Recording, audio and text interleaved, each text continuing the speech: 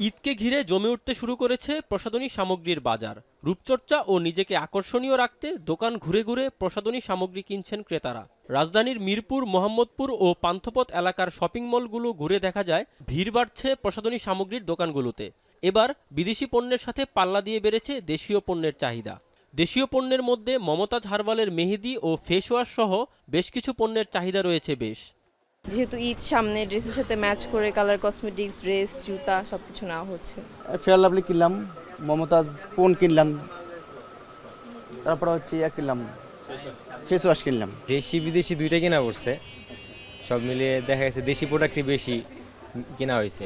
ব্যবসায়ীরা জানান, দামে কম হওয়ায় দেশীয় প্রসাধনী সংগ্রহ করছেন ক্রেতারা। পাশাপাশি বিদেশি পণ্যের তুলনায় দেশীয় পণ্যের মানও বাড়ছে। এবছর মমতাজের বেশ কিছু পণ্য ক্রেতাদের পছন্দের তালিকায় রয়েছে বলেও জানান তারা।